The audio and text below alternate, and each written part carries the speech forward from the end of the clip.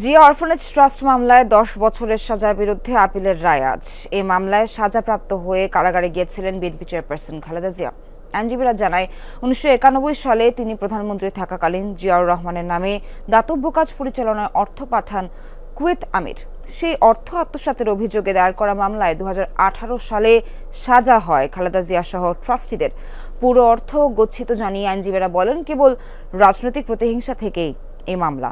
Saifuddin রবিনের report. মেঘনা group of industries, বাংলাদেশের অগ্রযাত্রায় মানুষের আস্থায়। ২০১৮ সালের ৮ ফেব্রুয়ারি পুরান ঢাকার আলিয়া মাদ্রাসায় ৬৩২ পৃষ্ঠার রায়ে ঢাকার বিশেষ জজ আদালতের বিচারক আখতারুজ্জামান বিএনপি চেয়ারপারসন খালেদা জিয়ার ৫ বছরের সশ্রম কারাদণ্ডাদেশ দেন।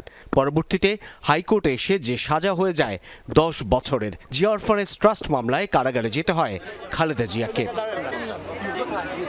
১৯৯১ সালে বাংলাদেশে সফরে আসেন কুয়েত আমির। মধ্যপ্রাচ্যে জিয়াউর রহমানের ভূমিকার প্রতি শ্রদ্ধা রেখে তার নামে ট্রাস্ট গঠনের পরামর্শ দেন তিনি। দেশে ফিরে প্রধানমন্ত্রী তহবিলে পাঠান আর্থিক অনুদান। সেই অনুদানের অর্থ পরবর্তী ২ বছর ব্যবহৃত হয়নি। ২ বছর পর জিয়াউর রহমানের ২ ছেলে তারেক রহমান, আরাফাত রহমান এবং তাদের ফুফাতো ভাই মমিনুর রহমানকে নিয়ে জিয়া অরফানেজ ট্রাস্ট গঠন করা হয়। ট্রাস্ট গঠনের পর অনুদানটি ২ ভাগ করে ট্রাস্টের বগুড়া এবং বাগেরহাট শাখার জন্য বরাদ্দ দেওয়া হয়। টাকাটা আসছে তো দেশে শহীদ রাষ্ট্রপতি জিয়াউর রহমান সাহেবের নামে। টাকাটা যেহেতু আসছে, কোথাও না কোথাও তো রাখতে লাগবে। তখন প্রধানমন্ত্রী ত্রাণ তহবিলে লিখে দিল।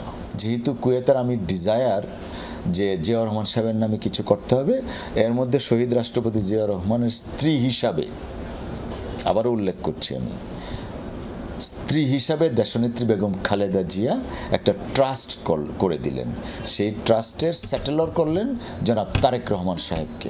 আলোচিত ১/১১ সরকারের সময় ট্রাস্টের জন্য কুয়েত আমিরের পাঠানো সেই অর্থের প্রায় ২,১০,০০,০০০ টাকা আত্মসাতের অভিযোগ আনা হয় জিয়া পরিবারের বিরুদ্ধে। দায়ের করা মামলায় ২০১৮ সালে দেয়া সাজাকে কেবলই রাজনৈতিক প্রতিহিংসামূলক বলছে বিএনপি। যে মামলার অভিযোগপত্র দেয়া হয় ২০০৯ সালে।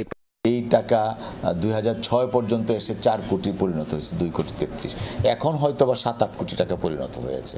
তো টোটাল টাকাটাই এখন পর্যন্ত ব্যাংকে আছে। তো তাহলে মামলা দায়ের করার কারণটা কি?